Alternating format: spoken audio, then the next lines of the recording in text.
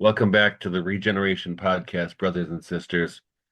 I'm Michael Martin with my comrade at arms, Mike Sauter. How's it going, Mike?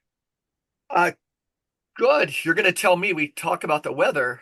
We didn't really have snow to speak of here.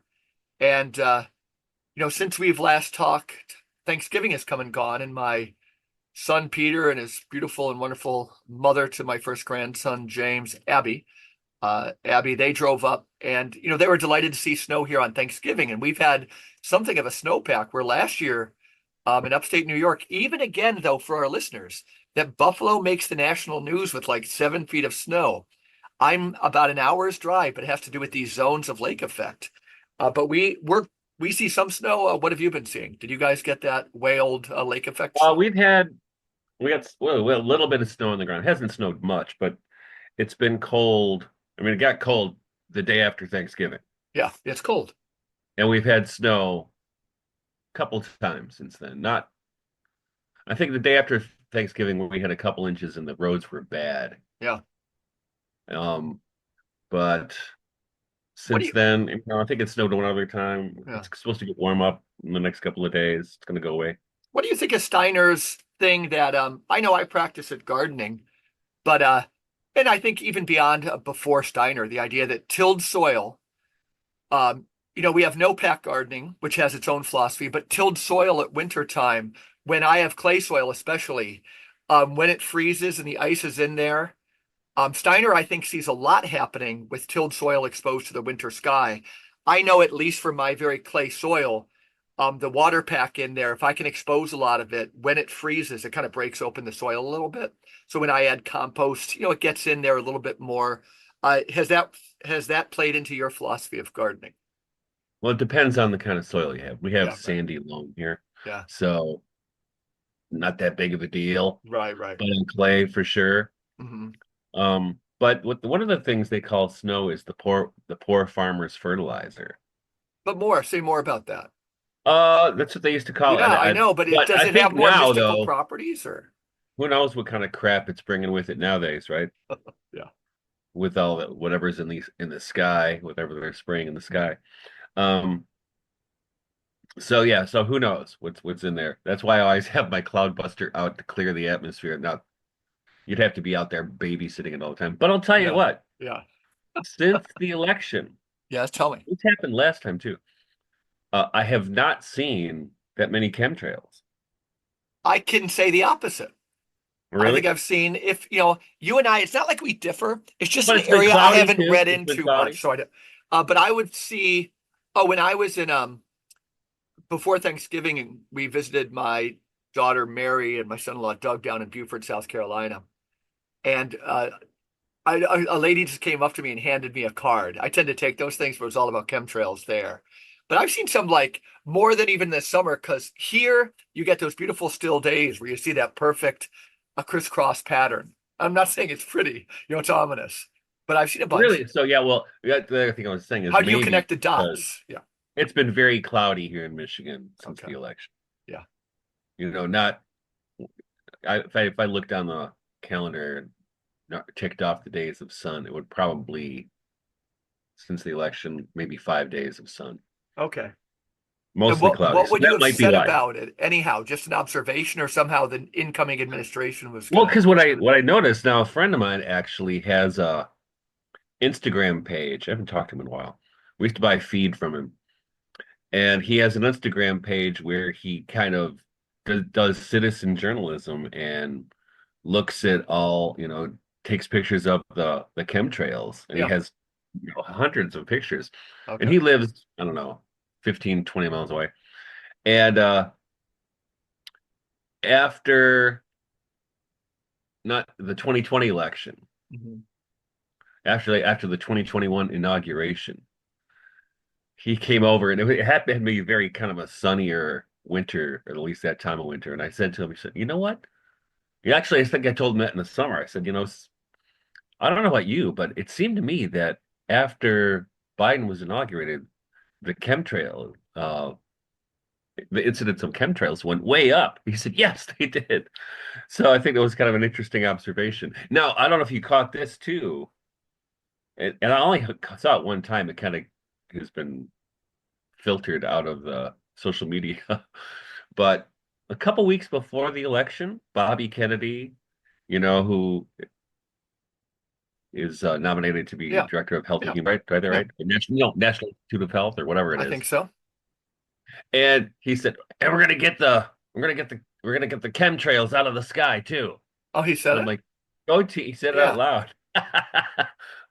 So So because I'm good. not well read on this one, the questions, and I think maybe I could speak for some people too, is, how many people, certain things that you and I both know kind of happens. Again, there would be a lot of people there, even if we just talk about like the open secrets of some of the COVID scene. But like the number of planes in small regional places that have to take off to, so give me, or for our listeners, like if they were to dive into this, the best proof and the best argument against. Like if you were to say this, like this For proves and it against. convincingly. Yeah, Well, I'd like to say the I would like to be able to do the same thing for most of the things I believe. well, the against is that no, they'll say, well, there's just a lot more planes out there now, Okay. which okay. But the for Okay, that's great. the for is that there's a couple. There was a whistleblower. I can't remember from where she was from, someplace in the government, DARPA. I don't know where exactly where, Mhm. military, I think. Uh, she came forward and said something about it. And there's a documentary out there, and I can't remember the name of it. I think it came out in 2019. That there are, people doing actual science, going up into the sky and Okay. measuring, following plane trails or whatever they were doing, but they were measuring levels of aluminum and barium and whatever else is up Yeah. there, which shouldn't be there, Yeah. Yeah. but Yeah. are there, right? So that's an argument for Yeah. sure. And I'm thinking too, for me, and tell me you might know more about seeding the sky for rain, but for me, like some of the some of my sense of wonder in theology and belief in the existence of God is that question that just I guess only a certain fraction of the population allows themselves to be shocked by. And I don't think it has any correlation with intelligence, is like why is there something rather than nothing? And Hmm. I suppose for some people who doubt chemtrails, do you think it's pretty powerful to say to them, or relevant to say, like, if they're seeding clouds for rain, it's yes, it's all in the same thing in one sense, right? Well, They're even already if it, well, messing with the environment at very high levels, and they take themselves seriously in doing so. This yeah. is not a difference in kind. It's a difference in degree. Well, think about it this way, right? Yeah. So until just relatively recently, Uh-huh. there was widespread denial that they were seeding clouds for rain. Yeah, right, right, right, right. I think this Right? is Oh, we're very not relevant. doing that. I It's like the way impossible to do. this It's is too going. expensive. Right. Yeah, yeah, Right. And now they're like, oh yeah, we're doing that. yeah, Right. yeah. And I like these arguments. Like Chesterton said, so what if there's not unicorns? There's rhinoceroses. Like the fact that there's a rhinoceros is still really amazing. And you're mhm. right, that just a while ago they were denying that they were messing with the environment in Yeah. these messy ways. Right, right. And the thing is, I mean, if you start to, go down the rabbit hole, because I think we like to think that people are generally good. And we like to think that governments are generally good. We like Okay. to think that. We don't want to think they're really evil, Yeah, that they would pull. But on the other hand, then you go through the history of the US. I'm just going to use the US government because I know sure. this one better, right? Where you go to things where they were various experiments they had by releasing whether it was carcinogens on a Hmm. population or LSD, putting it, whatever they Hmm. were doing some sketchy stuff. The Tuskegee experiment. Right, There have been a lot of things that the government has done just to see if they could do it, right, right, right, right. and I think it's was very, very really relevant. unconscionable, right? Yeah, yep. Tuskegee, Yeah, Operation Northwoods, these types of things. right. So yeah, so when they say, "Well, we're not doing that," you're like, "Oh, right. We Okay, closed that program." let's stay on the word evil a little bit. These people are evil. Like the first thing that occurs to me as I was reading, and we might circle around to this if it interests you, is I had to dive back into Charles Williams' Descent of the Dove, this weird enigmatic history. Have you read that? It's I have. crazy. It's weird, yeah. Anyhow, He was saying that we tend to use the word evil when we're displaying things on other people, and we use sin when it's good for us. So I know in some of the political religions we have, evil's big. But for me, everything you say is true. For me, and I don't, it's not like I wouldn't use the word evil the way you used it, but the evil seems to be bred by scale more than people making deals with Satan, although they do that too. That being said, scale tends to make people pretty corrupt. So it's, what, this whole middle administration of permanent Washington, these are good people who really, I don't know, they were usually born into some privilege. They were able to go to good colleges. They they dreamed about kind of changing the world. They move into one of those super zip codes around Washington, and they kind of bartend as somebody knows somebody, and they start working in this huge bureaucracy, and then people become dots to them. Ideas become more real, more abstracted from anything aligning to the fact where the maps meet the territory or match the territory. But I do worry about, not you in particular, but when with the incoming administration, we're not talking, I think, a language that allows for more human understanding. Good people making bad decisions, but we got to be worried about people, the use of language at this time. Well, it's the I think I mean I think what you're getting toward is like what happened under the Nazi regime, for instance. It's Sure. corporate evil. Yeah. It's not like this one person's doing something evil. He's just filling out a form. Yeah. Right. But the system itself is Banal. is Banal. exterminating Jews, right? Yeah. Or but the other thing is it and I but and I think there's And those people need to be held accountable. good people doing bad things is one thing, Yeah. but bad people doing bad things is another.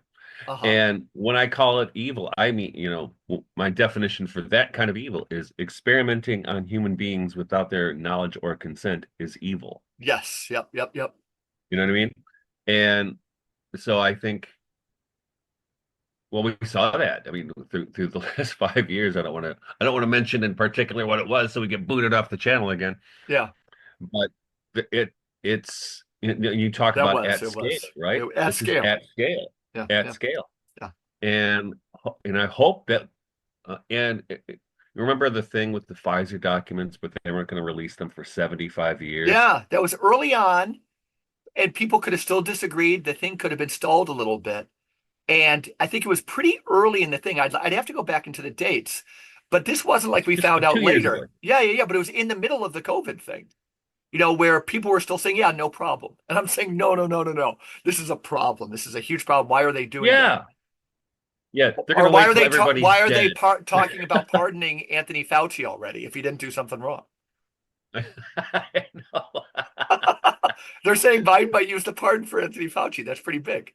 Well, so speaking of pardons, Yeah, the whole pardon, people were saying, well, he's a sensitive dad. He pardoned his son because he loves his son, which I yeah, get that, right? yeah, I yeah, would probably do the same thing. But the if so pardoning him for that gun charge and the yeah. tax evasion, whatever it was, yeah, I get that. Uh-huh. But what people aren't seeing, or people are refusing to see, and I think this is what happened. This is what I'm talking about when we assume people are always good, Uh-huh. right? That people don't go, wait, why does it go back to 2014? What Right, did right, he do? right. What happened in 2014? Yeah, yeah, yeah. And and I got into a discussion with a really good friend of mine the other day who is uh, a Kamala Harris supporter. I love this guy a lot. Yeah. And we were talking about this. So, well, why did he go back to 2014? And he didn't really actually know, I don't think, about the U.S. orchestrated coup in Ukraine at that time. Yeah, right, with Victoria And Nuland I and told him, I don't know if you've seen it, Mike, but there's Yanukovych, Lukashenko were the two yeah, all fighting. that I stuff. I Well, was reading it and at the time. Oliver Stone's great on this. that's what I was going to say. That documentary came out before the Trump administration. Yeah, yeah. That was still during Obama time. I remember following it in real time, like I followed the Yeah, Iraq War in real time, but knowing a this lot of is people weren't crazy. paying attention to that. Yeah, yeah, For most people in the United States, I would say, their consciousness of Ukraine started with when Russia invaded in 2022. Was it 2022? Yeah. yeah, yeah. in January No, this 2022. was a story going on for a long time. Yes. I had a mnemonic device And that Lukashenko rhymed with cent, rhymed with America. Because I didn't know the names, but I knew something was funny going on there, and America was playing its games. And you had Yanukovych, Lukashenko, you had that blonde Ukrainian lady, Timoseva or something, and then you had Victoria Nuland handing out food in Maiden Square, getting people. Victoria Nuland. And I mean, the CIA's fingerprints are all over this, right? Yeah, yeah, The U.S. State Department. And boy, we're going to talk to Guido about this one. yeah, yeah, yeah. I think But he would think that's just one, that's like a bad late afternoon special, small, insignificant episode in like what's going on in Syria right now, like creating all this chaos. Um, these are major things going or on in now. Georgia, right? Yeah, yeah, Georgia too. Um, But that's the thing is, and this is what as you know, Mike, I mean, by nature, I am optimistic and idealistic. I've had to tell myself to be pessimistic. I have to talk to yeah, myself into it and suspicious because I grew up thinking everybody was nice, yeah, right? yep, Everybody's not nice. no, And so and part of what's been happening with me over the last few years is really having to come to terms with how devious the power structures are. that's why I love Guido so much because he's just like totally convinced, that they got this thing kind of handled. And I think he's right. Even John Michael Greer sees, I think, the Trump administration, everything, a change in small degree, not in kind. Like think of this, the former Fox News guy. You know what? I I know don't we think John disagree a Michael little bit. Greer. Yeah, John Michael, I don't. But I'm just saying about. yeah, I've been following John Michael yeah. Greer's commentary about this, and he seems to think that Trump is the antidote to the bullshit that's been going on for the last, you know, generation Yeah. or so. And maybe he's getting Because hedged in so who else quickly. Yeah, agrees with him? yeah, I was surprised to see this is Bill Maher of all people. yeah. I've seen that phenomenon. No, Bill Maher was saying maybe this is the disruptor we need. Yeah. I mean, not that he likes Trump, but So what he do you was think of saying the Pete maybe Hegseth this. phenomenon, the Secretary of Defense? Because that's one in real time. Uh, well, I think that, and I think it's propaganda, and I with him, and also because I don't know, but Or this how about the seems to fact that we follow. know that he, until recently, very recently, he wrote a book within spitting distance of this moment in time where he was still defending the glories of the Iraq War. That Yeah, I don't again, know. the neocons are so good at getting back in. That's honestly what I Right. think. But also, it should make the people thinking that like this Trump team can play 5D chess.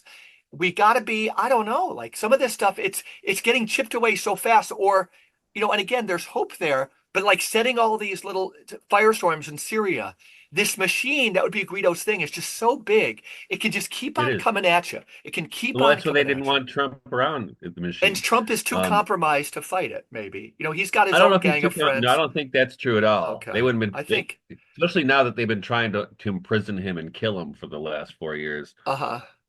Yeah. He's like, F it. But what was I going to say? Well, the other thing, Hegseth or whatever his name Yeah. is I saw you probably saw it too. I think yesterday or the day before, 100 State Department officials have Yeah, come yeah, out yeah. saying Yeah, yeah, Tulsi yeah. Gabbard is dangerous. It's the Yeah. same formula they did That with is, the that is. laptop, right? But I Who think two buys things can this be true anymore? at the same time. That like that establishment is trying to use their, imperial we're informed, we're Washington. Like I've been a CIDA director before, and I've killed lots of people, and I know this new person, Tulsi, is not qualified. They This has we're all the earmarks of a I Russian think that's as disinformation. crazy as you do. I'm exponentially. I But think that's the craziest stuff. We both agree but on that. I'll tell you what though. I mean, those guys, the power structure. The DNC certainly more than the Republicans, but the Republicans just strike me as a group as a bunch of doofuses who don't have it together at all. You know what I mean? But Well, they're just the part of the Democrats, same man, group they as kind of those always Democrats. they stay on Yeah, message yeah, yeah. Oh, in fair, fair. concert. You know what I mean? Hmm. and the Republicans are basically chasing their tails, going looking befuddled. But they stay on message, and you'll notice this, and this is what I've been noticing for the last 5 years for sure. Now, what we talked before, remember when the COVID thing dropped, all the Western nations in concert start with, "We have to build back better. Hmm. This is the new normal." All that stuff. They're right. Yeah, right, right, right. Keep I agree. everyone safe. And it's all propaganda. It's all their spells, I basically. agree. But the Democrats do the same thing. Watch on like Twitter or X or whatever. They jump on in concert at the same time on message, whether it's about Tulsi Gabbard or about Syria or whatever it's about. They all are on message. Yeah, And not only that are they on message, but so's the dinosaur media, right? yeah. So they all come. It's like a, but the dinosaur media. I mean, God, it's almost dead. Did you hear that? I don't know if you heard that It's so recent shocking. statistic Yeah, about of CNN and MS. Yeah, yeah. MSNBC's audience Uh-huh. in the 24 to 54 demographic Hmm. was down to 38,000 people. Yeah. That's like a halfway, you know, it's a middling podcast. Yeah. You know what I mean? Yeah. That's not network news. That's not No. cable news where No. they used to reach millions and How millions. how will And it now you see, shift? How will it shift so that we don't even call that kind of mainstream media anymore? Like, that the podcast generation, it's like they, for me, I can only speak for me, it's like they've been watching everything. And all of a sudden, through a little Joe Rogan and some other stuff, they were waiting for things to sound serious, and Tucker's involved with that. And then they hit everybody in the face. Like there was this big red thing right. that happened. The Blues got hit in the face and that really kind of silent thing, that voice of the land just said, like, we're not taking it anymore.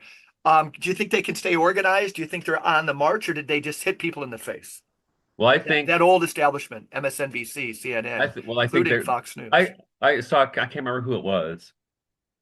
Somebody commented this last week that, or maybe it was a week before, that they're not totally dead now, but probably by the next election cycle they'll be totally irrelevant and dead. Yeah. And one of them was saying, in fact, I don't know if you saw it. There's this really, are you familiar with Mike Benz? No. You should check into this guy. This guy is super smart. What's his dealio? What's his gig? What's his hustle? He's really insightful and kind of insider knowledge of U.S. Foreign policy and domestic policy. Okay, He so was he's in a the Trump podcaster. administration. I don't know what he did in the Trump administration. I can't remember. Okay. But he was on Joe Rogan a few days ago. Okay. And Joe Rogan kept going, "Oh, whoa, whoa," because he knows all this stuff about the insider stuff with going on with Ukraine and how Uh-huh. the CIA it's got its fingers in everything, Literally everything. and how their propaganda network, which finally Barack Obama signed an executive order allowing the secret services to use their propaganda on the American public. Do you know about that? Okay, no, tell me about that. Yeah, well, I Because we can't remember know what. this is the type of stuff that again does happen. Yep, So yep. you know what? Well, we And know they the know they're CIA doing it has for for our own years. good. They're convinced. And half the America would say, we know they do it, but it's called education. It's for your own good. And we've lost the ability to distinguish. Yeah. But So tell me. the so the so for the whole time the CIA has been around, one of their primary things has been, to get their people in power in other countries so they can, you know what I mean? Fact, as I see it, sure. Whether for peace or for just to milk them for resources, or American interest, Yeah, um, Venezuela, the whole Middle all East. that stuff. Yeah, Yeah, so they're yeah. doing that. But Obama, apparently, I don't remember what year, signed an executive order allowing those same methods to be used on the United States Yeah. citizens, which before that wasn't it. I mean, they were doing it anyway, but then it was like, yeah, go for it. Does it have Right? like an operation name that's really seedy, like I Operation? probably does. Yeah, I don't yeah. remember, That'd be but cool. boys, this Mike Benz in this podcast Yeah, with Joe Rogan is pretty eye-opening. yeah, If you haven't, you're not, and he really he's kind of like Bobby Kennedy.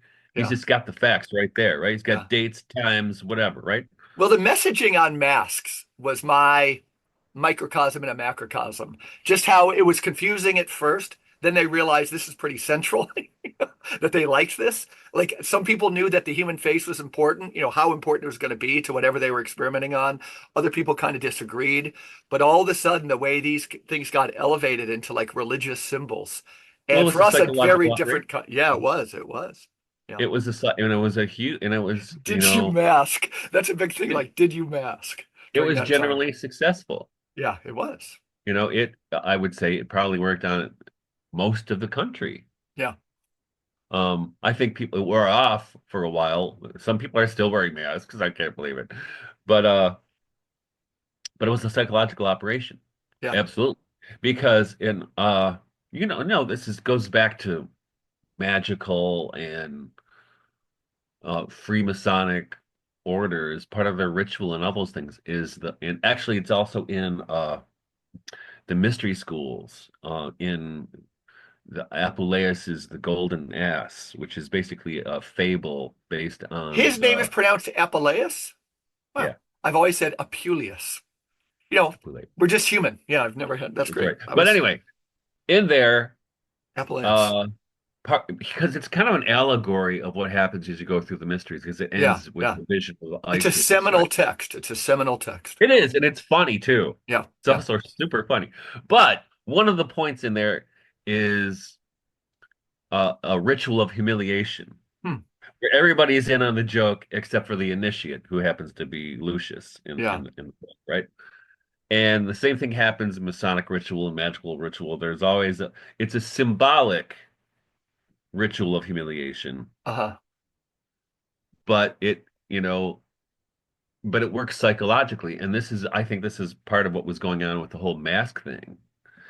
It was a ritual of humiliation, right? Yeah. For me, like the human face is Yeah. everything. Yeah, everything. Yeah. You know, Well, humiliation, I'm sure but you the have. just this the first attempt, like we're already the human face. I received in the mail today. Oh, and I'm embarrassed, but it's the Korean philosopher that's genius, Hulbach.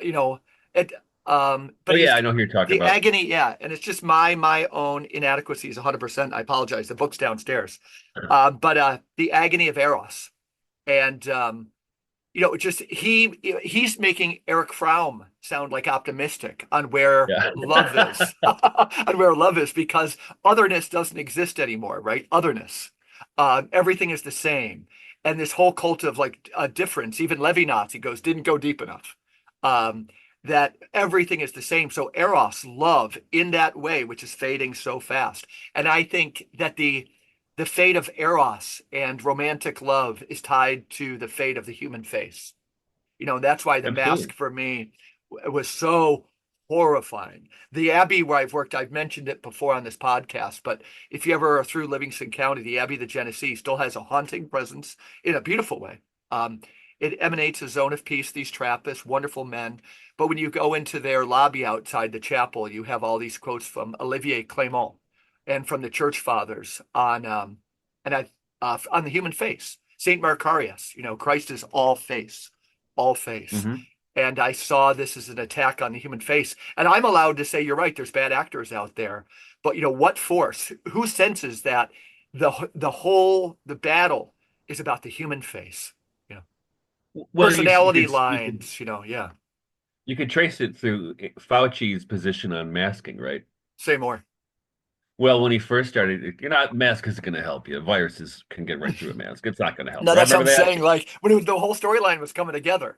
Well, and then they realized you can tell that somebody behind the scenes, no, no, no, no, no, that's going to be good for us. Yeah, yeah, yeah. No, and But it science, had nothing to do with the virus. and Fauci's a scientist, right? Scientist of that left brain type. And not all scientists are left brain, and I'm not against science, but a real scientist, which goes all left brain, they can never understand the significance of the human face, right? I Well, was the reading thing in is, you get Charles caught. Williams. Go ahead. I want to tell you about Charles Williams Well, you too on get the caught up with face. all that crap, Yeah, all that masking and 6 feet and whatever, all these bizarre rules. yeah, It was arcane, right? yep. It was Byzantine in its implementation, but But that's you get caught up in all that minutiae, but you don't pay attention to where'd the virus come from? Yeah, yeah, yeah, Yeah, who was behind this? Who made this? yeah. It How couldn't many be the feet do we have to Wuhan stay apart? Virology Institute where they experiment on bats. You remember that? I don't know if you remember that. Jon Stewart was on which is Stephen Colbert's show. Oh God, Where Colbert. His he trajectory had is a so whole, he sad. was ripping on that whole thing. It couldn't be the Wuhan Bat Institute, Yeah, yeah, you know. And Colbert looked nervous, like, yeah. let's not talk. Colbert's vaccine dance, which is used against Oh my him, and he God. knows it is, but it's so justifiably used against him, you know, Yes. that Well, the same thing. he found himself like when we used to go to the drive-in movie theaters, you saw the popcorn dancing with the Coca-Cola, and it was propaganda, and they could show you that there was like images and these things when you took Yeah. intro to psychology, and what Colbert did was just a digital version of he was the front man for this thing. And they all, so many of them were, right? Yeah, yeah, And that's like I said, you got the mainstream media and those guys, whoever they are, lately the Democratic National Committee, but it's also you can call the bad actors in the State Department, and it's like this giant wave, and that moves in unison and on message. yeah, yeah. I do And the agree. mainstream media was part of that. And one of the things I saw recently, the same guy who whoever it was, it said, you know, so they're on life support now, but by the next election they'll be dead. Is that he pointed to, and actually this is one of the things uh, Mike Ben said in that podcast was that what changed in the election this time compared to last time. Last time, Trump was kicked off Twitter. Mhm. The president of the United States was Yeah, yeah, kicked off right, right, Twitter, right, right, right. right? And I so, forgot. I mean, I remembered he was, but that is so yeah, significant. Yeah. so all that stuff, so There was some he was higher not able to power. talk Yeah, to yeah. people, Freedom of speech. Who is and making these decisions? Yeah. the mainstream media was, of course, they were anti-Trump from 2016, but they liked him before he ran for Yeah. president. Yeah. But they were anti-Trump, so they would not only would they cover him negatively, but even the things he said, like the good people on both sides thing, right? Uh-huh. They would bring these things out of context to paint a sinister picture and not let people know what he really said. Right, right, right. But then, as Benz and other people have been saying, what happened, the game changer in 2024 was that these long form podcasts where Kennedy would go on and Trump would go on and Kamala Harris would not go on Yeah, yeah. changed the game. She went on And one I think Biggie. there's a I lot don't to know say for women's that. podcast world too well. She went on like the Joe Rogan Well, equivalent, the Biggie. Yep, yep, yep. she went on a podcast where they talk about sex Makeup all or the time. something. Okay, sex. Right, right. It was like an OnlyFans podcast, basically. I'm like, what the hell? That's the only Too way funny. she did. Yeah. And then I don't know if you saw this recently. You heard about how much money they wasted, right? The woman who Oh hosts that yeah. podcast couldn't believe that what they did is they flew her to Washington, I think, and they recreated her set Uh-huh. at where this place was in Washington to make it look like she was really that Harris was really at the podcast. Okay. And they spent like $100,000 on it. And she said in this interview, she said, I know how much it costs to make that set, and it's not even close. Yeah, wow, wow, wow. Yeah. It's cardboard, okay? Yeah. And so it's all about the optics, right? But that's the only thing she did. She refused to go on Joe Rogan, Uh-huh. right? Yep. She was sitting all kinds and almost didn't do any even mainstream interviews. Right. And even some of They'll those, never like make that mistake again. I think those are clear. You're not disagreeing with this. Those were no. clear lessons learned. And it did show cowardice to your main point. Total cowardice. Well, Total out of touchness. Total out and of it touch. also shows that they ran the wrong candidate, right? Right, right. Yep. I mean, she couldn't. I mean, she was, and even CBS, which is criminal, when she went on 60 Minutes, they edited the interview Yeah. to make her sound smart. No, it's too many things like that. Too many things. And that's what I mean. They're all in concert and all move like a steamroller. But that steamroller is is increasingly losing power, or at least losing influence.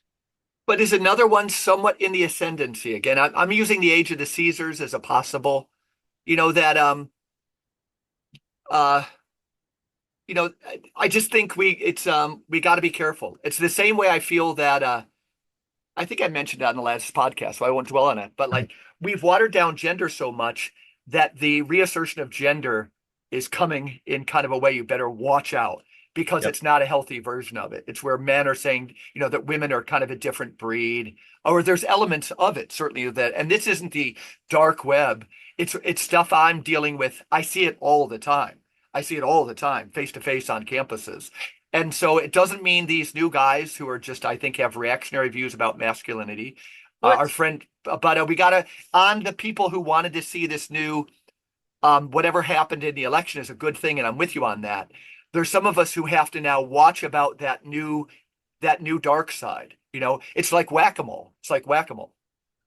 Well, it is, but it's like, I think it's a kind of human uh tendency Oh, I that totally think it those is. who are oppressed, you know, and you can only push people down for so long. And what happens? You push people down, they're going to react eventually. It's going to explode, right? Yeah, but that was also the communist revolution, and we got to make sure ours isn't as dark. Oh yeah, I went on that whole Zhivago kick this summer, and I'm not saying there's exact analogs, but yeah, when people feel oppressed, they there's a lot of desire for revenge, and good leaders are not too common anymore, and the ability to influence the masses has been perfected even more since that time. And though the hmm masses had been seen in the mainstream media, why wouldn't a new administration also be tempted? Like it's just human nature to use this technology to influence the masses. And I think, there's right. a hunger in a certain side of the mass. All I'm saying is we need, in that great biblical tradition, we need people calling out this danger everywhere they see it. Because once this thing gets the momentum, it can be really, really Right. dark. Yep. But I think part of it is, and you're even seeing, and we're kind of shielded it from it right now, and I think we're only shielded because of Twitter or Mhm. X, is how soon we forget the oppression of free speech. Oh yeah, no, right. And during the pandemic, if you said it was, it was from this happened to me many times on Facebook in particular, Mhm. that if you said it came from a lab or if it was human, it was engineered, Yeah, yeah, you would lose your account, yeah. or you'd get a strike or whatever. Hmm. And that's crazy because most of those conspiracy theories, in fact, I would say all of those conspiracy theories at the beginning of the pandemic have come true. I agree. I totally agree. But here's the thing. Now imagine right now, like we don't have it here, but in Brazil, I think in Europe, in the EU, in England or the UK, I should say, Ireland, there is active uh, prosecution of free speech in Hmm. all these places. Yeah, yeah. In the UK, they're letting actual criminals out of prison so they can put people who posted mean tweets in there, or just happened to attend a protest. Hmm. They're putting them in jail. Yep. Just like the State Department in this country is putting, let's criminals slide and puts grandmothers who were protesting in an abortion clinic in prison, 100%. right? Yeah. So, Do you there's see a this wide. administration as totally committed to free speech, totally committed, but human, therefore eligible, and they also might be corrupted by power, and that use We'll, it just against their enemies, and then who's going we'll to speak see. up for them? Yeah, right, right, right, right. We'll see. Yeah. But on the other hand, I do think, um, talk about revenge, and I Yeah. don't think it's revenge. You know, I think they really think there needs to be like a Nuremberg 2 I eventually. I agree. I agree. That would be, Because yep, because we can tell, right, that yeah, there were some really bad actors who knew this stuff was going to hurt people yes, and did it anyway right, for profit, yep, yep. for profit and control, Hmm. not for the common weal. I'm 100% with you on that. Yep. Yeah. So that's it. So I think there needs to be an accounting, Mhm. right? People need to be held accountable for what they did, for the crimes they committed. Yeah, and some of these international organizations aren't all that bad. I think many of them have gotten too powerful, but like you could maybe have an international criminal court, that um yeah, we I have don't to have really think through I these don't things. know. No, I don't know. I don't know how what form that would take, but I certainly, and I think well, it destroyed people's faith, or like the faith of a lot of people, and I think more and more people all the time to destroy their faith in institutions Yeah, yeah. in everything. And we talked about this many times on the show that Mhm. you know the faith people had in institutions is shattered. Yeah. I think the appointment of that guy, Jay Bakhtiari, who's with the again, total apologies. I don't even ever think I've heard his name pronounced, but a wonderful guy from Stanford, and he was so Yes. villainized because of the Great Barrington Declaration, Well, he which was was all kicked true. off Twitter too. Yeah. Yep. And he's just so genteel, you know, and he's a good model, that I think he's somebody that people could come around. He always, he was always just using the language of science. He was always calm and measured in his critique of what was going on. And yet this guy too was, and he doesn't have that kind of star power coming into one of these appointments. He's one of the people I just say that was a damn good appointment. Yeah. And Uh, he's got a great bedside manner, yeah, he one does. would say, Yeah, right? yeah, yeah. He's so calm. And Uh, the thing is, how do you kick that guy off Twitter? yeah, yeah, yeah, And and he was kicked off Twitter not because of Twitter, but because the government pressured them to kick him off Twitter. yeah, yep. And he and those other people in the Great Barrington Declaration, which I signed way back in the day, I did too. and but what they were doing, that was, if you look at what they were proposing, that was hardly radical Yeah, they were public health professionals who had studied these types of at scenarios. at the most prestigious universities on earth. Yeah, and they couldn't And even they get a were hearing. dismissed by Francis Collins as fringe Yeah, epidemiologists. yeah, we That agree. guy. So, yeah, yeah. And I think I even wrote about it in maybe even the Submerged Reality. So it's a long time ago, before COVID, about the absolute BS of cat, Catholic social media and Catholic intelligentsia, pointing to Francis Collins, who is a Christian Okay, scientist. yeah. Yeah. The Well, lady who wore shoot. the scarves, the lady who wore the scarves every day, she was a graduate of a local, very local small school, Houghton University, which is not far from me. It's Wesleyan. It's a Wesleyan college, and I forget her name. She was Oh very well yeah. put together, super sweet. I forget her name.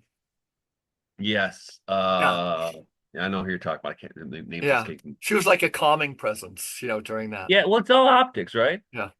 Hmm. I mean, it's all they when they do those things, it's all about the optics. Like, I always would tell students we'd watch a news conference, or with the president and some health initiative, right? With Uh-huh. going back to Obama, and he'd always have the doctors in their lab coats. And I would say to the students, I said, you know, what do you think? You finally get your chance to meet the president, you're gonna go, what, should I wear a lab coat? Yeah. No, Yeah. but when they make him wear the lab coat, why? For the optics, Yeah. Have you ever read Jacques right? Ellul's propaganda?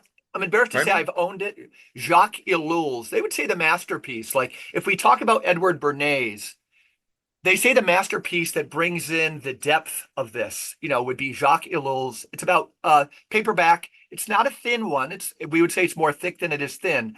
But I was before I got called to work at the diocese, one of the goals, when you said we got to do more things, this is before you said it, but for the church to find its like voice again, we need to do more things outside of the miasma of like church buildings. But there was just a coffee shop, and in campus ministry, one of my signature things, I wasn't called to work at the diocese. I was called to run my parish again. But if I was just in campus ministry, I was going to meet at the local coffee shop and just advertise on college that we were going to be going chapter by chapter through Jacques Ellul's propaganda and do a book discussion. That we need to, I think, at this time, and this could be something the Regeneration podcast could do. You and I could read it. We could ask our listeners, but we want to be able now to call out propaganda wherever we see it. Because there could be pretty soon a new emerging propaganda. We don't know. I'm starting to think that probably a little bit more than you, but it doesn't mean it's more evil. But you would be totally with me. We're 100% together to say, let's start calling it out as soon as we see it. Let's Yeah, defend. Yeah, yeah. there's a big difference. Well, maybe not big, but there is a difference between uh persuasion and propaganda, Right, right? right, right, right. I mean, persuasion, you're trying to get someone to see your viewpoint and see why they should maybe incline to it. Yeah. Propaganda is generally about power, and it's run from avenues from levels of power in Hmm. society or government or whatever, and then which is exactly what we saw over the pandemic, Yeah, right? yeah. That's what the propaganda was, and Hmm. um that's why one of the missions of that propaganda army, we could call it, was to shut down the persuasion of people with the opposite view, like the Great Barrington Yeah, right, Declaration, right, right? right, right. So the Great Barrington Declaration was not propaganda; it was persuasion. Hmm. Maybe we should just do this instead, right? Yep, yep. Just seems Persuasion. to be a more rational way, which it was, right? Hmm. So, I mean, so that's and go back to Plato and Gorgias, for instance, that his problem with rhetoric wasn't that his only problem with rhetoric is that you can convince somebody that evil is good and good is evil, Yeah. right? That's what And Rabelais did for the Thomists. He just used scholasticism and he goes, give me just three moves, logic mhm, moves, but give me premises and I can prove anything with it. I can prove yeah, anything with it. That was and his one of that's his contributions to genius of the Western world. and that's I think what have been my one of my beefs about higher education, having been in it for 20 some years, 25 years, is that what students learn in colleges generally is not how to think. They learn sets of arguments, Right. Consciousness right? raising So is what to I be a say. feminist, Yeah. these are the arguments for the feminists. This Yeah. is what you and I'll go with that. It's like a shopping. Uh-huh. Yeah. I'll take that. Yeah. Or to be a Marxist or whatever it happens to be, right? But you don't really learn how to think. You learn a set of arguments, right? You learn the bullet points, but you don't really think it through. And I haven't seen, and I really rarely did I see anybody thinking anything through or being forced to think anything through, which I tried to emphasize in my classes. I mean, it was hard when you're kind of alone. You're a voice crying in the wilderness, man. That's where Adam Smith and Daniel Polikoff were so interesting for me. And I've mentioned that they've been interesting for me, and it's probably because I haven't gone back to really sit and think about the question, but the people who woke up during that time. Daniel said originally he was with it. Yeah. Um, Adam Smith is very articulate on this, but because and I know, it's not trying to say like, dudes, like I had this, I knew it was during the first Iraq War. Um, but I guess I attribute it for me to the Stephen Vizenchi friendship. I bet you in different podcasts, it's always to other people, that independently through friendship, I think that's how we learn the confidence of thinking through ourselves through friendship. All of a sudden you're Hmm. friends with somebody and you say, wow, this person thinks for himself. And you realize that's a whole world. And stepping Hmm. out into that world is really fun, you know? Well, remember we did a long time ago, probably one of our first podcasts where we talked about the parallel polis Yeah. in Václav Havel and how do you, I mean, that was all about, I shouldn't say all, but a big part of that was that you have these little subcultures that become attracted to one another and start to talk to each other and say, yeah, we don't need we don't need to live in this crazy insane world. Let's set up our own. Let's do our own thing and pretend they don't exist. And I think that's by by liberating X, one of the gifts that Elon Musk gave was what allowed people to actually have those conversations again, because what was happening in Twitter 1.0 is once the government got involved, they were shutting down those conversations. So the idea with free speech is to have those conversations. And if we think about this, right? I mean, just think, I mean, I wonder how different things would have been had in the early days of the pandemic that all those alternative voices were not shut down, or and not only were they shut down, they were castigated as conspiracy theorists or whatever, right? Even Jay Bhattacharya, right? So And that to me, it's kind of chilling if you think about that. When the thing is, uh, Europe, Brazil, they're still full into that mode, I agree. and that's not good.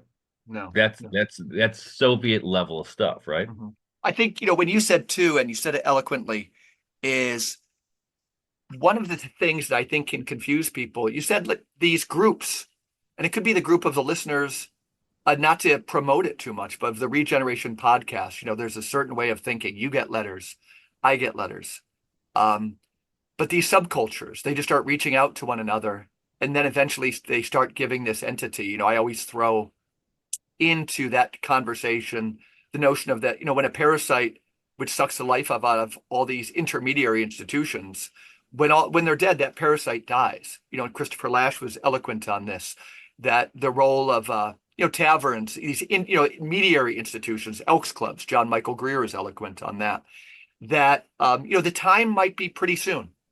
That in addition to this whole idea of don't put your trust in princes, if we start to see, and what I'm trying to do here, Michael, is you know, um, cast my cautious admiration for some of the stuff that might happen with an incoming administration, tempered by a lot of skepticism I have. But to say that, sure, if they could be the icebreaker, maybe breaking through some of this stuff, the real change, and tell me like how would you nuance that? It's again, don't put your trust in princes. Support Hmm. them where they can, but keep your eyes to the local. Keep your eyes to the local. Start making these associations and make that local primary, not derivative.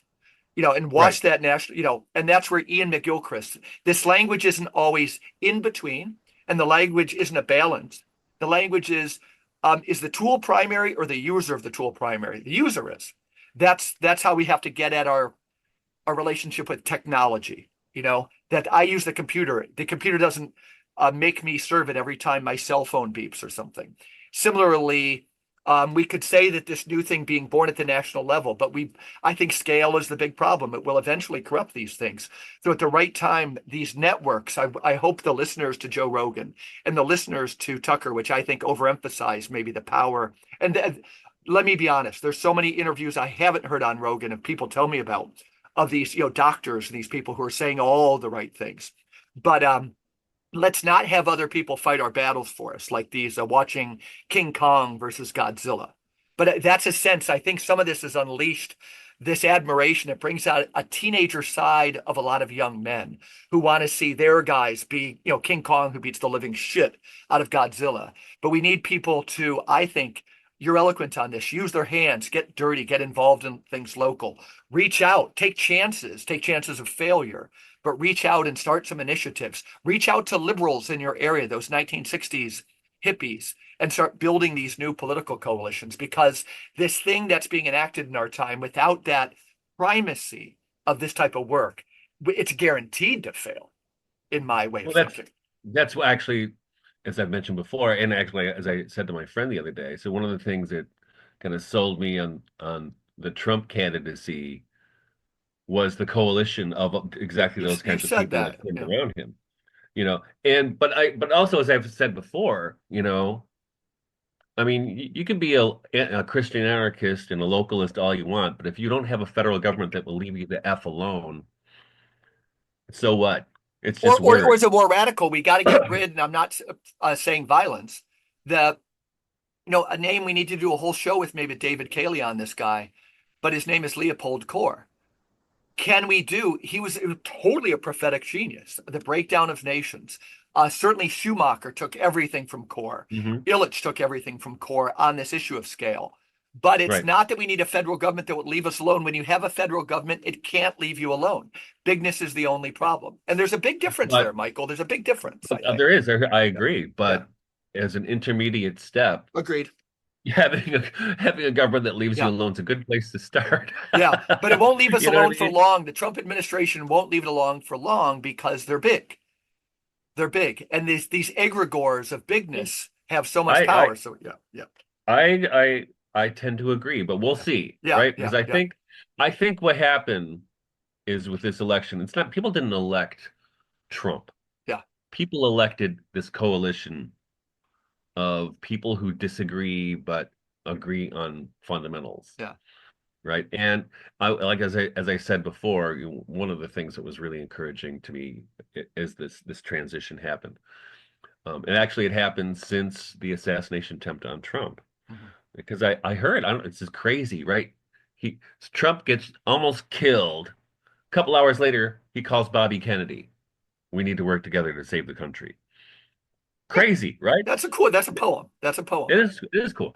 But Nicole Shanahan, who I hope runs for governor of California and gets some That would be gruesome up fun. there. Yeah, I'm not. But Yeah. she is a huge advocate of sustainable farming, and so is Bobby Kennedy. So Mhm. sustainable farming, of small is beautiful, right?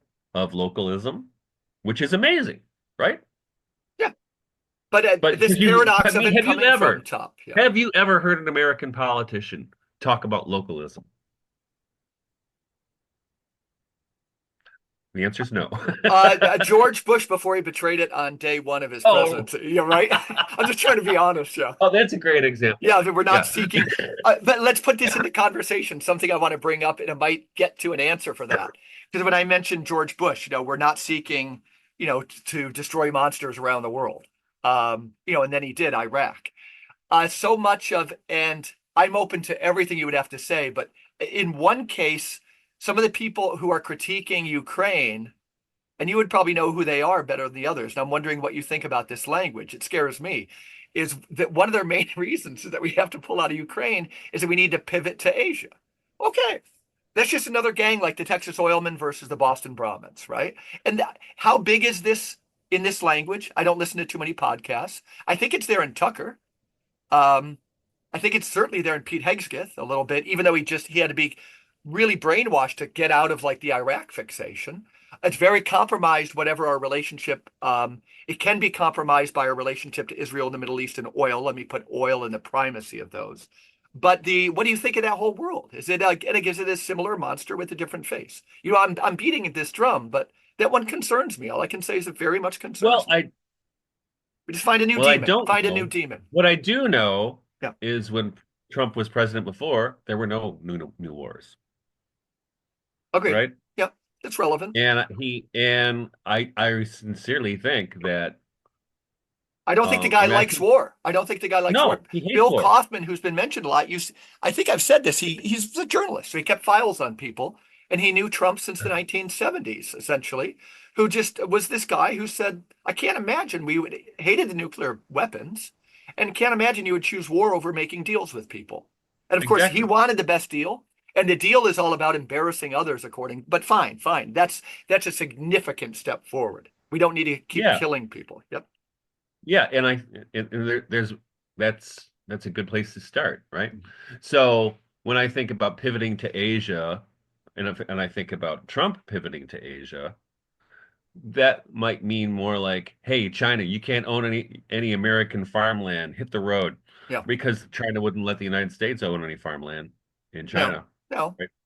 But So all those kinds of things, think and of those are the kinds Soleimani. of Think of deals he does, Soleimani. Okay. But think of Trump's one of his things was taking out Soleimani, right? right? And it was an essay, I think it was by Michael Tracy. Michael Tracy is one of those Glenn Greenwald-esque, really good Yeah. guys. And I think it was an essay that people could find this week. If I'm wrong on who it was, I think, from the similar school, like a Greenwald thing, but I know it wasn't Greenwald. But not even trying to pin something on Donald Trump. They were saying to look at Syria now if you wanted to understand what was going on there, that it was the United States doing the bidding of Israel to take out Soleimani. And this is all the consequence of that. And Trump authorized the killing of Soleimani. And so now we have this like country being taken over. People are going to get killed in Syria. He's not squeaky clean, that's for sure. Even though, again, No, he does. no, And this system, and we both agree, better him try to fight the system. And you might admit the system is much bigger than him. But it's almost like, yeah, sure, he didn't get us in a new war, but he lit a piece of dynamite that is leading to a new conflagration in the Middle East. Don't know. It's an I interesting don't know, storyline. maybe. Yeah, yeah. Uh, And he didn't do it on purpose, but he might be a useful idiot. I don't know. well, and he could have been. I mean, I don't know. That could have been a thing where his advisors, he was surrounded by at that time with horrible advisors. Yeah. I'm going to take this guy out, Yep. Mr. Yep. President. No, that's a huge, I think that's all And true. he probably said it's better to take. He probably, he could have thought it's better to take this one guy out than to start a war. Okay, Yep. we'll do Yep. that. Yep. Right. Um, but but who knows, right? Yep. Hmm. We'll see. The proof will be in the pudding, as they say. We'll see what he does when he gets in office again. Yeah. Then it might be too late. But certainly the track record of avoiding war, and he's promised to make a deal, to stop what's going on in Ukraine But have and you stop heard, what's going is this on true in too, the city. that it involves NATO taking over three-quarters of Ukraine and like this huge, or is that an urban myth?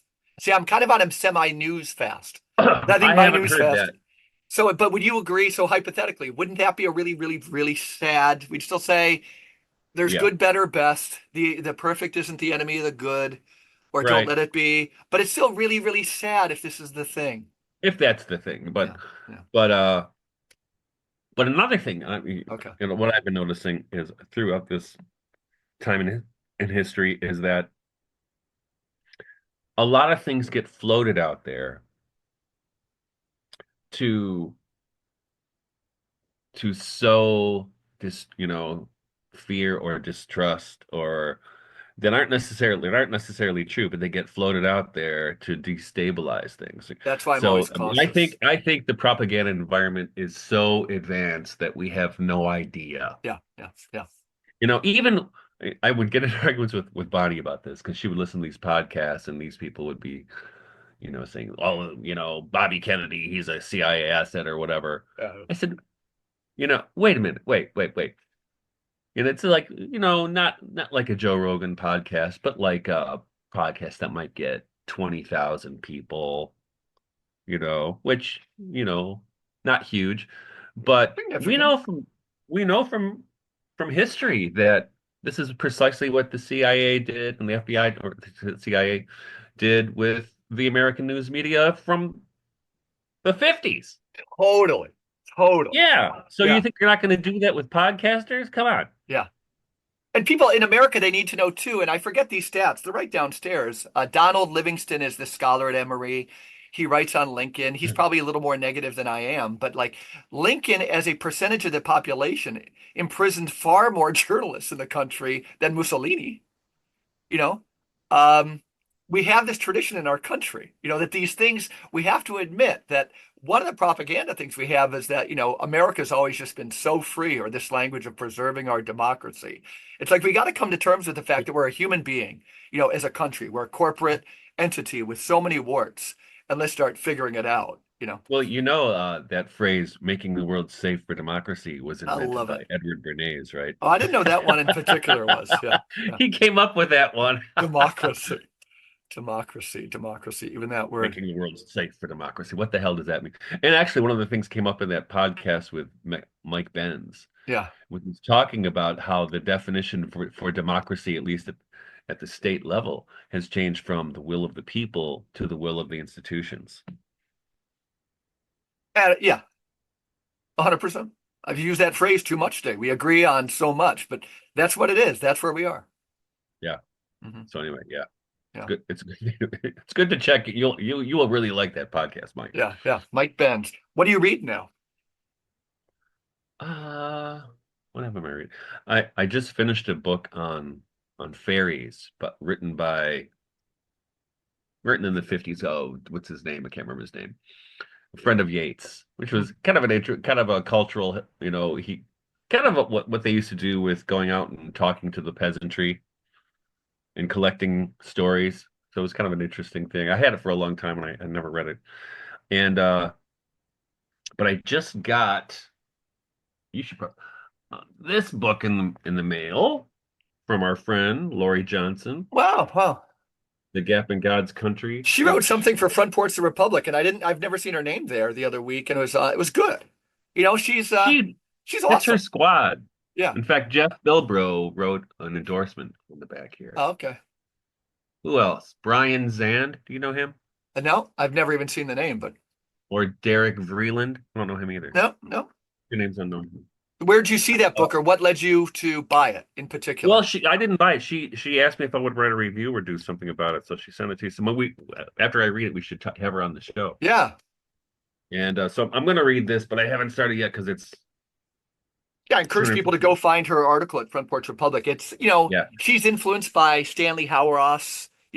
Reading, there's people out there who are saying really neat things. I want to mention too, I'm teaching, it could be you teach the courses at the Center for Sophiology. I'm teaching a graduate level course for St. Bernard's Institute, and I think they offer a How are $30 you? Zoom. Yeah. I've got to go through the The encyclicals. Zoom course? No, it's in person and on Okay. Zoom, but I think it's one of these courses that people could audit for say $45. Well, that's awesome. And then it's And also what's it offered at the on? graduate level. It's the history, it'd be if you were a Catholic theology student, you'd have to take a course on the history of Catholic social thought, the encyclicals. And I'm guessing, and the dean we want to have on soon, Matt Kuhner, on synodality. What I'll do is send you, Michael, his paper. He's the academic dean, his paper on synodality. And, he was not totally with Pope Francis on everything, I don't think, but he's seen the power of this in some way. And I think our listeners would, I think they'd be edified by hearing a good talk about, and the other thing about synodality, the much talked about thing is, and I've learned a lot from migrant ministry on synodality, whether it can all come together. But it's almost like when you look at this with the choices of cardinals, it's not Pope Francis. I still see the guy as kind of a Janus face figure. One half is with, he had to make this like compromise with, the one Guido talks about. And the other, he's setting off a lot of like dynamite as the same thing's happening.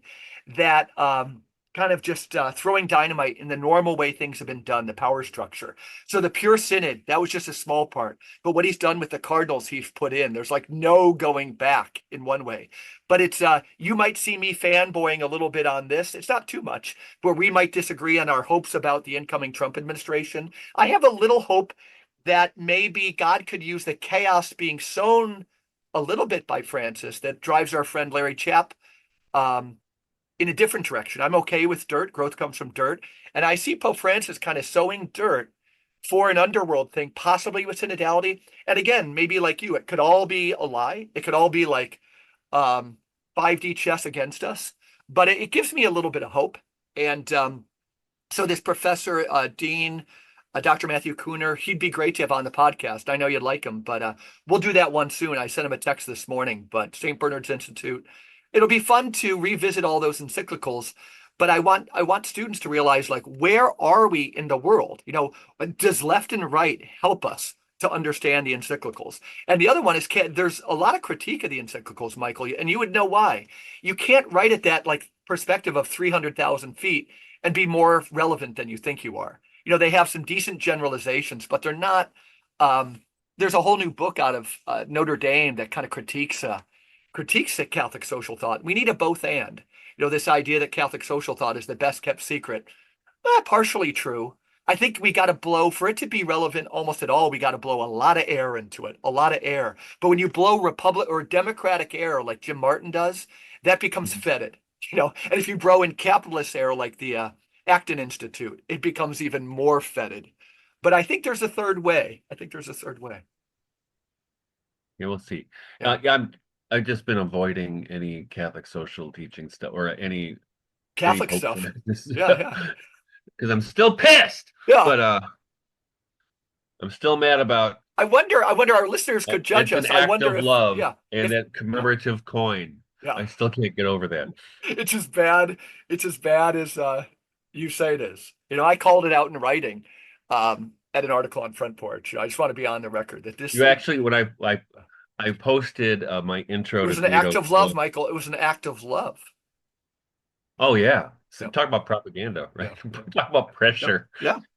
But when It's got to be called out I for that. posted Guido the introduction I did for Guido's book, Oh, okay. and people wrote me. They're going, "That can't be true about that coin," Uh-huh. because when I wrote that intro, It's a that coin great had just been intro. issued, and I was like, "What the absolute F?" Yeah. Right? Hmm. And so, what people have written to me, that can't be true. It's true. And I sent them Yeah. a picture of the coin, And anybody right? can say it would be a stretch for me to say there's kind of this and then throwing seeds of discontent over here. I don't know. I don't know. Yes, I don't know. Yep. But anyway, Yeah. What else is new for you? uh, just trying to get settled. Yeah. Been a chaotic time. Uh, we have just 3 more weeks with our lambs, and then they go to Oh, winter. well. Yeah. And And yeah, what else? Well, actually, today we're doing some Christmas stuff.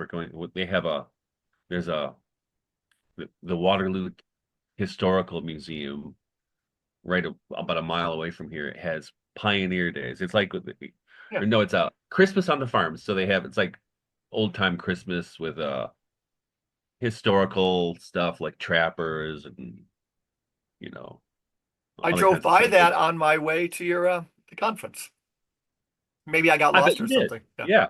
Yeah. It's really cool. They do a few things a year and we always go. It's really nice. So we're gonna do that and then we're going to some Christmas party later in the day. How about you? That sounds very similar. My engagement with Christmas and Christmas trees will be closer to Charlie Brown than something authentic like yours. After this, I'll get out the Subaru wagon, probably go to a garden store where my tree is just there with it's already been cut with hunt. We cut often, but we haven't been able to turn it into something we do every year. And I'll choose a tree. They'll wrap it up in that really tight plastic, and it will be unrecognizable as it's on my car. They'll drill a hole in it. I'll come back and throw it in this thing and throw some bulbs on it, but make it look pretty. And then we have this funeral home where I did that. I felt it was a ministry. These kind of funeral services for people that came from every tradition, none and Yeah. every background. My son now works for that funeral home, and they have a Christmas party right in the. It's a cool because it's right in the funeral home, Oh, that's and cool. yeah, and we'll stay. We'll stop by that, and it's kind of a community event. It's a good funeral home is at least this one is very good at building community. This place doesn't advertise, and my son Aiden, that he knows that you build relationships. You build relationships, and again, they're probably ahead of the Catholic Church on some of that. They know Yeah. that relationships are all important. I've known a couple funeral directors and they're really fun guys. Yeah, yeah. It's a They're guy's funny. culture. Like, It uh, is. it's better than barber shops or diners where like a coffee clatch. Guys who just hold doors and carry coffins. These are like guys, and it's really, really And they're funny. funny. Yeah. The one guy he showed me he had a tattoo of Anubis, What's a the god Nubis? of the Like underworld. okay, is it a goat type figure? Anubis, Yeah, I the can't picture it. jackal-headed god of the Yeah, okay. Egyptian, I do. Yeah. the embalmer god. hmm So it was funny. The guy was super funny. I think All in right. general, there's a lot of former law enforcement people who kind of do this type of work in retirement and things. It's cool. But yeah, so it's Advent.